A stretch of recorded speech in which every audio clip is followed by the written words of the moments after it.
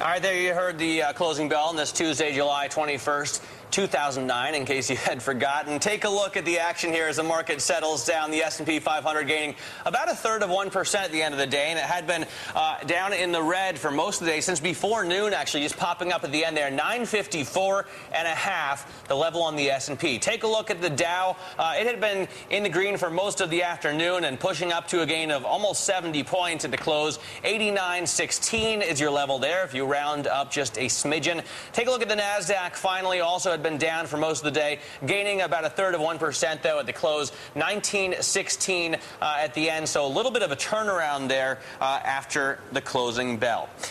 All right, so let's get a breakdown of what drove the markets today. Lydia Thew joining us from the floor of the New York Stock Exchange. Brian Luke is taking a look at the Treasury market after Ben Bernanke's comments from the Hill. Adam Johnson tracking a report on shorting shipping stocks. And still with us is our featured guest, Alan Gale from Ridgeworth Investments. Lydia, though, I want to start with you right now at the NYSE. What do you got? Hey, Matt. Well, look, we actually are closing, I believe, at another 8-month high here with the Dow settling in around, the S&P 500 settling in around 954 here. We started out with pretty bullish news in the pre-market. You did have lots of big names reporting earnings beats, EPS beats. In fact, that's really been the trend. We've been talking about it for the past few days with the vast majority of the companies that have been reporting earnings in the S&P 500. We've got almost 1/5 of the companies in the S&P reporting, and the vast majority of them have had positive earnings surprises. Also, you did have that note from the Credit Suisse strategist saying sell government bonds and buy stocks. We had some weakness, though, in the middle of the day as Ben Bernanke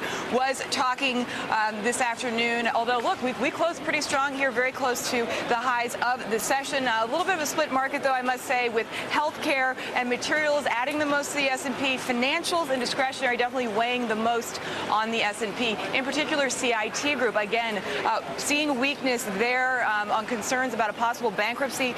The regional banks, in particular, showing some weakness with Regions Financial and Zions Bancorp posting quarterly losses on bad loans. This, of course, being the familiar refrain that we've seen since the credit crisis. It's definitely something we've gotten almost used to hearing, but those stocks getting punished today during the trade. Also, Comerica posting a lower profit as more of their borrowers were delinquent, but basically we're up almost 70 points on the Dow here. Hey, Lydia, help me out here, though, because, you know, we started with so much bullish news. I mean, what reasons are you hearing from why we didn't see bigger gains? I mean, we did finish kind of near our highs, but you would have thought it would have been a lot stronger trade here. Yeah, and, you know, I spoke with Peter Bookvar over at Miller Tabak about this sort of the nuance, if you will, to the earnings reports. He was talking about revenue, and I know you guys were talking about the lack of top-line growth. He was talking about even on some of these big names that had bottom-line beats, they had revenue misses. He's talking about Caterpillar, United Technologies, DuPont, Coca-Cola. Some of these stocks ending the day lower on concerns about the fact that just because you can cut costs and eke out strong profits in this kind of environment doesn't necessarily mean that you are growing your business. And what is the outlook, of course, going to be? That is the big question. Back to you, Matt. All right, Lydia, thanks.